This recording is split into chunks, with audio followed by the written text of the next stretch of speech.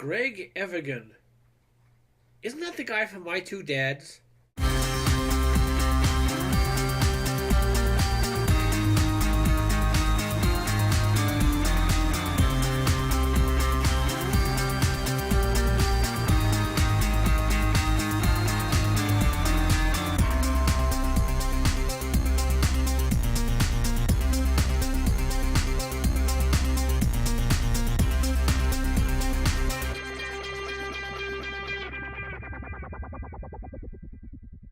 All television programs have to start with what is known as a pilot, to set the basic characters and idea. Sometimes they may never even be shown. However, if a series fails to be picked up, sometimes the pilot itself can be classified as a TV movie. Today we're looking at such a pilot. 1986 North Star.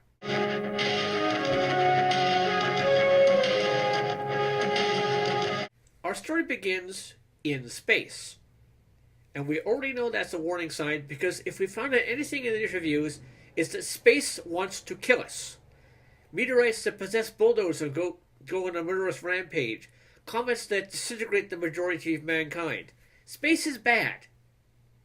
Our hero, astronaut Jack North, is doing something that's probably not a good idea. Observing the sun through a special scanner during a solar eclipse. Boy, there she is. She is big, round, and she is on fire. It's all right. Da-da-da-da. Boy, they're gonna love these. Woo! This is beautiful. Whatever happened to subtlety? Like one small step for man, one giant leap for mankind. Oh, face it, Davis. Jack North is one of a kind. Follow. Solar disturbance monitor. Alert Jack and bring him in. Jack, hearing. What's going on? What's happening?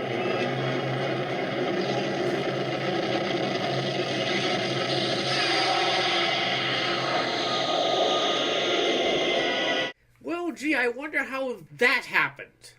He spends 3 weeks in the hospital and seems recovered, but his experience has left him changed. Back with me, or are you going with Bill? It's no contest, Evan. Given the choice, the cowboy will always choose a free meal. Isn't that right, Jack? His eyes. Look at his eyes.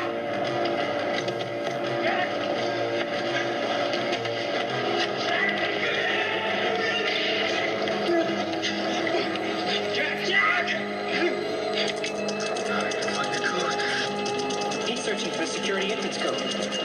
There's over 1,000 combinations. That's the number. What is the number?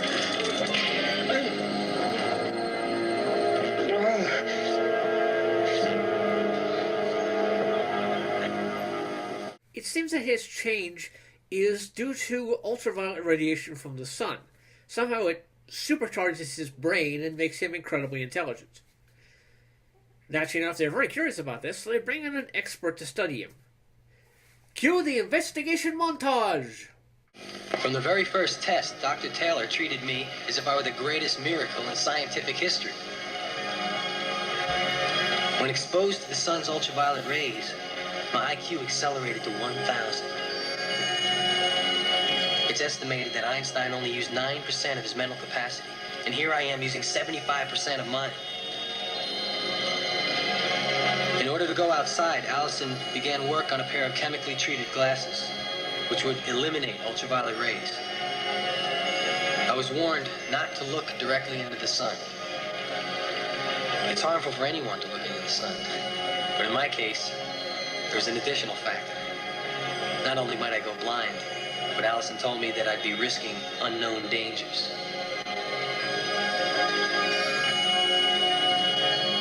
As the tests continued, Allison discovered that artificial UV had no effect. This meant that I was powerless without sunlight, which also meant that I was powerless at night.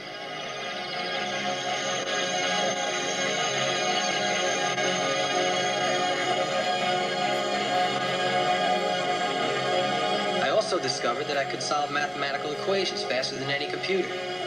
Allison told me that to see it for the first time was the most thrilling experience of her scientific career.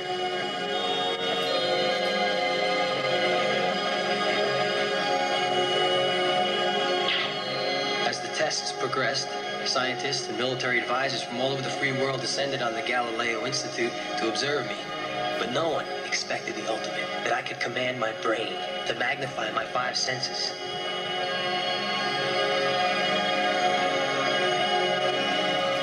I could read a license plate from a point over a mile away.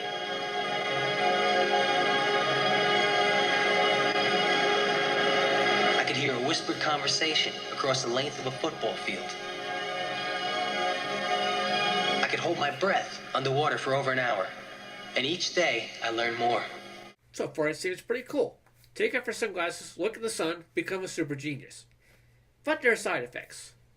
Because there's always side effects. As he finds out when he decides to show off by trying to stop some car thieves.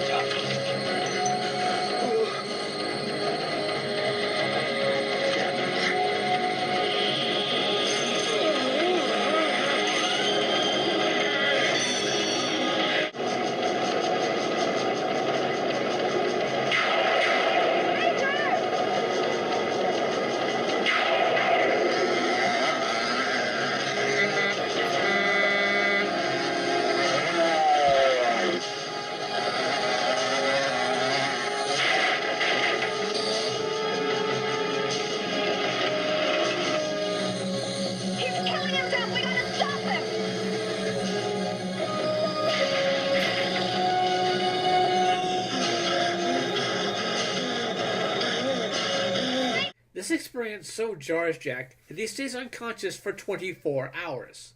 In the end of it, Dr. Taylor tries to explain just what the hell happened. I've broken your accelerations into 3 different categories, each reflected by the eye color which seems to accompany it. Blue stage is terrific. Everything you've ever learned becomes available to you again, and new knowledge is a moment away. In yellow stage, you're able to command your body beyond its normal limits. And although I can't prove it yet, I'm sure it causes memory loss, and it may even be taking months off your life expectancy. But stage 3, red, that's when you're dangerously close to the point of no return, Major, risking brain damage, or maybe even death. They show him something they've rigged up. Apparently in the 24 hours he was unconscious. To show him exactly what will happen if he overdoses on his powers.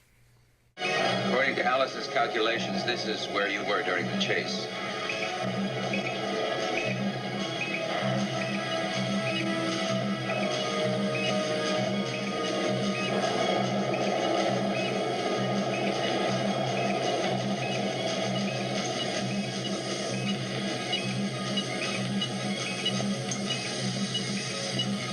This is what Allison's computer projection says you just missed.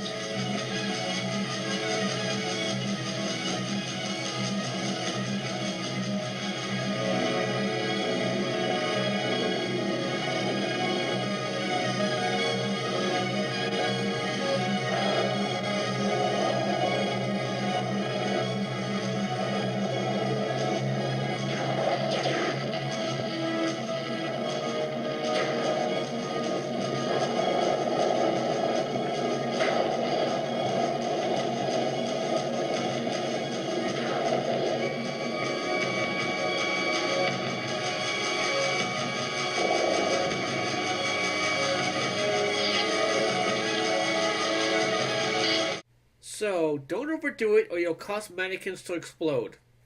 Got it. While Jack is reeling from the thought that if he overdoses he could literally explode, his fellow astronaut and best friend, Bill Harlow, dies. He was out jogging and he fell off a cliff. The police rule it as an accident, but Jack is not exactly convinced of this. You remember what a lousy chemistry student I was? When I take my glasses off, I could see the old chemistry books. I could see every word of it. And it all makes sense to me now. It's like everything I've ever learned, everything I've ever read, is suddenly just waiting for me. What are you doing? Doing what the police didn't do. Forensic study. Give me a lighter.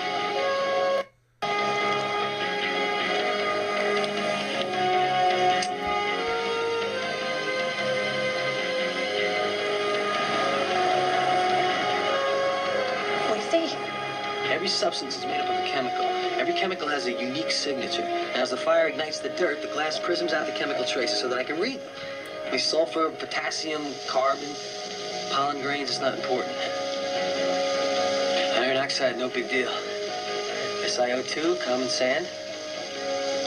Damn.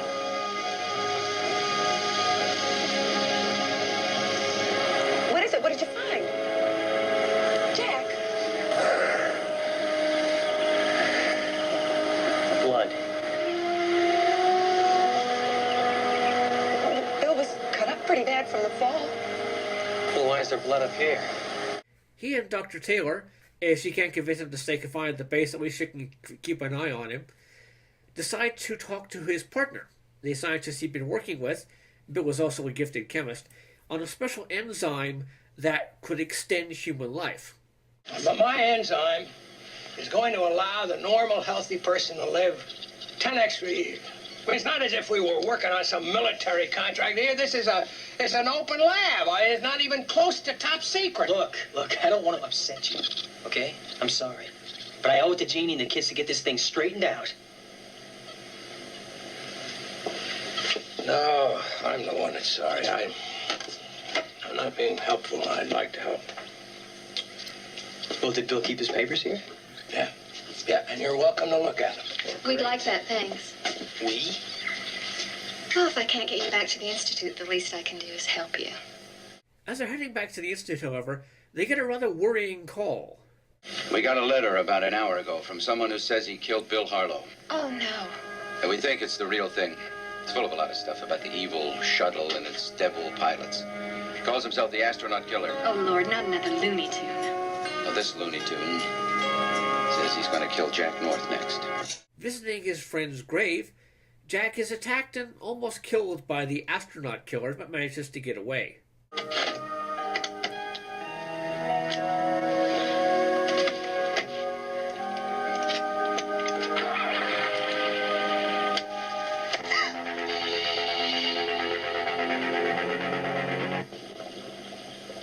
Mr. Becker, as he calls himself, wants a straight exchange.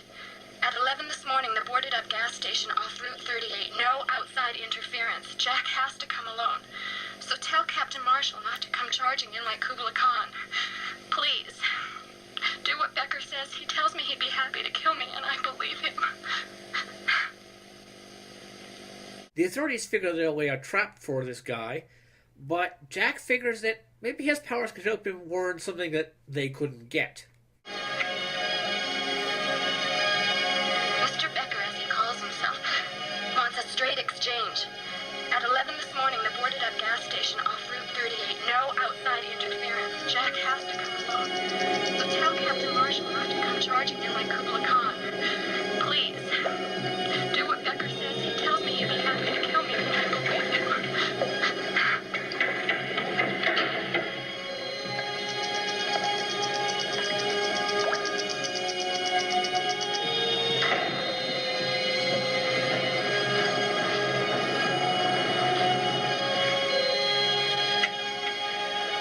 I could hear Becker breathing. I could hear the ticking of Allison's watch. That's amazing.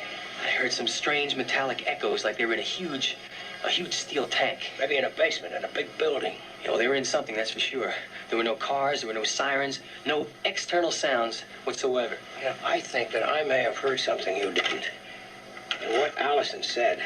I don't follow. In the first place, she called Marshall Captain. She knows he's a colonel. And isn't Kubla Khan a little literary for a woman held at gunpoint? Kubla Khan. In Xanadu, did Kubla Khan a stately pleasure dome decree? Yeah, go on. Don't you get it? To a scientist. What's a pleasure dome? What is a scientist pleasure dome? A nearby observatory. They rescue the doctor and she heads off to get help, which turns out to be about 10 minutes away. But while Jack tries to fight off the astronaut killer, his associate turns out to be not exactly on his side. Or rather, on no side but his own.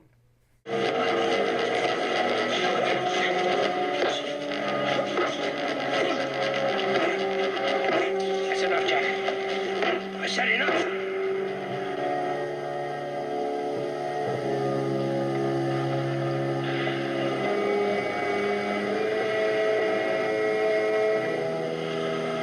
you know. Ray's astronaut killer stuff is phony, huh? You're in on it with him? Let's just say Mr. Becker works for me. You knew I'd break down the ransom tape. I counted on it. Well, so much for the smartest man on Earth, then, huh? You know Allison's coming back. She's gonna be back here with Marshall. We'll find a dazed but unhurt Dr. Chance and a very dead Jack Board. I don't get the point. The point is that half of my lab rats develop third-generation mutations. Who'd want to buy 10 extra years of life expectancy at the cost of deforming their grandchildren? But why murder Bill? Final computer analyses came while he was in space. He'd have found out soon. And we both know your moral friend couldn't be bought. You were that desperate? Son, I spent 35 years of my life on that enzyme. Without money, without recognition. Then came the Nobel nomination, and with it, the big money offers. I had no choice. Get it over with. Shut up, Becker.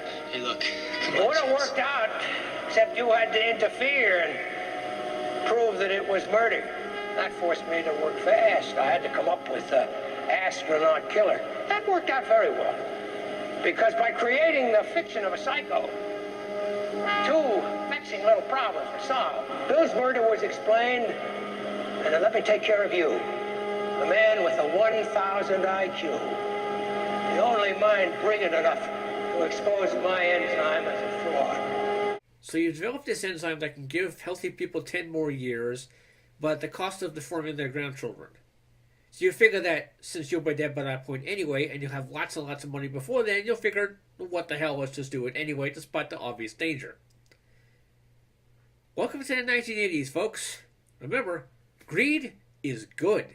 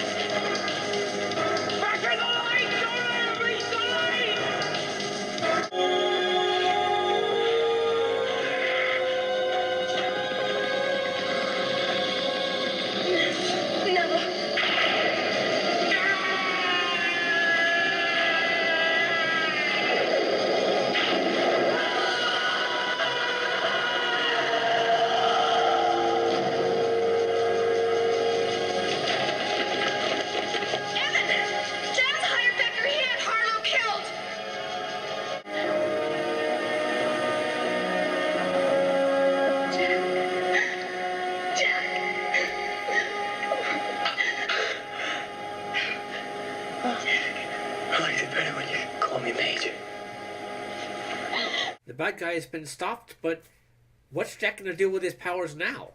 Well, upstairs, they're calling it Operation North Star.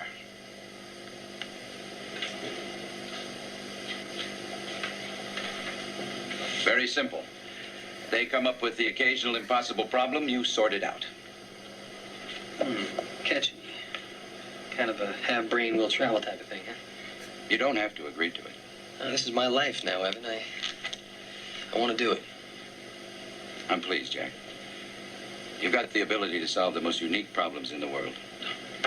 Operation North Star can help the government. It can help ordinary people. You can do good on many levels. Yeah, but I'm still that walking time bomb. Just one tick away from exploding. We're working on that. And until we find an answer, we'll try to keep you in good hands. Great. No problem. rather drastic, don't you? I call it being smart. Major. You could use these. I think I'm gonna drive now, partner. Oh! You're very funny.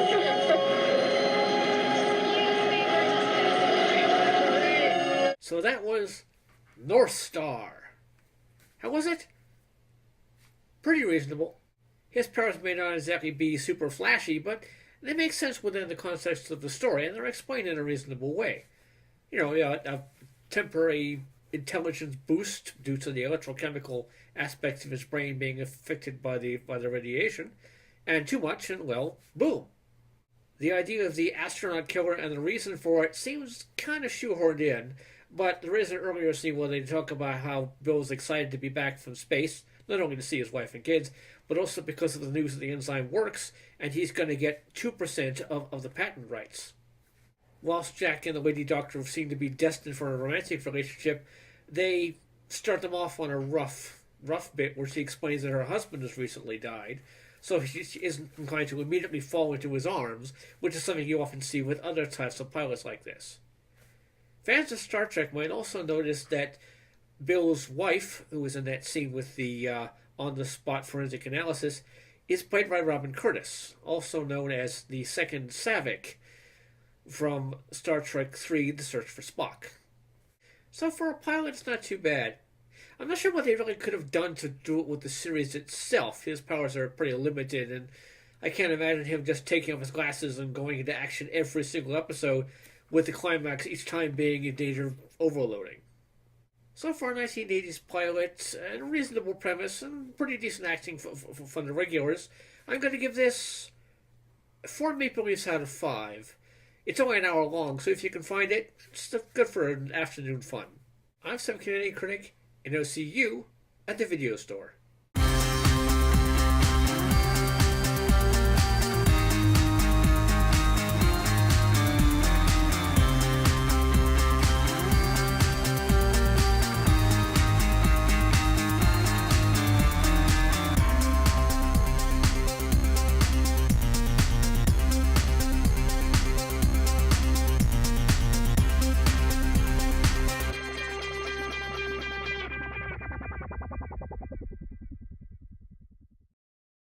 Major, every time you accelerate, you lose a piece of your past and risk a piece of your future. Hey, look,